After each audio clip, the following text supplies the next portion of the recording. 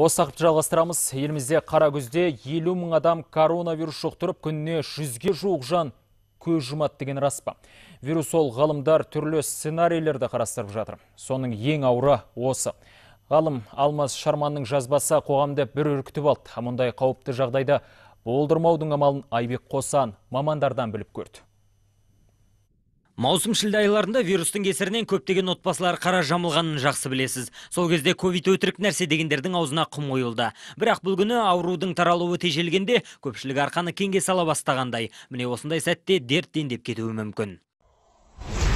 Вашингтон университетіндегі Крис Мюррей моделіне сәйкес қараша айының басында Қазақстанда COVID-19 дертіне 50 мың адам шалдығып, күніне 80-100 адам қайтыс болады. Джон Хопкинс университетінде көп жыл қызмет еттім. Әлі де әріптестермен академиялық байланыстамын. COVID-19-дың жағдайына байланысты ары қарайғы жағдайды ескеріп, денсаулық сақтау саласын модернизациялап, экономикасын жеделдету бойынша үкіметке жоба ұсынған едім. Диабет ауруымен ауыратындар, семіздікпен күреспегендер, жүрегі ауыратындар, метабиологиялық синдромы бар жандарға коронавирусты жұқтыру 80% қауіпті. Осыған байланысты ресурстарда созылмалы аурулар бар жандарға жұмсау керек.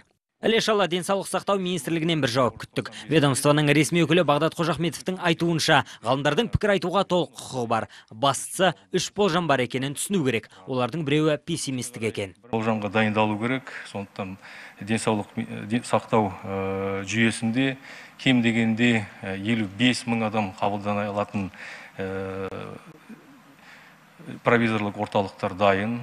Соның барлығына және поликлиникалардың барлығына керекті дәрі-дәрмек пен қаржықтардың бәрі қамтылған. Кез келген жағдайда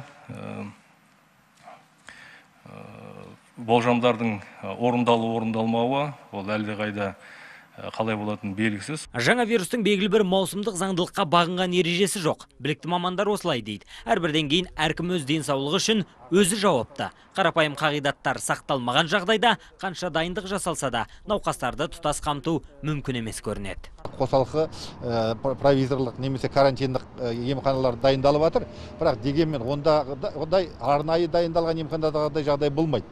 Және арнайы дайындалған дәрігерлердің де оны емдеуге санасы келмейді. Сондықтан да сіздер өздеріңіз ойлатыңыздар, онда үлкен массасы болған уақытта сіз өз дәрежесінде медициналық көмекті алу өте қиын болады. Соны адам есептеу білу керек. Ауруды ауыздықтау үшін қам жасау керек деп жатқанда, іргемізде осындай былық. Алматыда аттракционға кіру үшін тұрғындар жабысып алып, жаға жыртысуда. Көп ұзамай демалыс орнының иесіне карантин талаптарын сақтамаған үшін 638 мың теңге айыппұл салынған. Бұл түрімізбен ковидтен биыл құтылмаймыз. Эпидемиолог мамандар вирус бір ауырып тұрған адамға қайта жұғуы мүмкін бе деген сауалға жауап берді. Зафиксирован первый официальный случай. COVID-19 вирусын қайта жұқтыру фактісі ресми тіркелді. Гонконгтен Испанияға ұшып барған азамат ауырып қалған. Тест оң нәтиже көрсеткен. Жеңіл формасы болса да фактінің аты факт. Коронавирус қайта жұғады. Қазақстанда әзірге мұндай жағдай тіркелген жоқ, бірақ ғылыми тұрғыда мұндай қауіптің бары расталды. Қарашада 50 мың адам ауырып, күніне 80-100 адам қайтыс болуы мүмкін.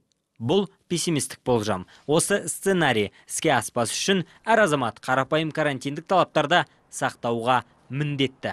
Айбек Қосан, Әйгерім Жылқыбай, Рустам Әбілдинов, Бас жаңалықтар.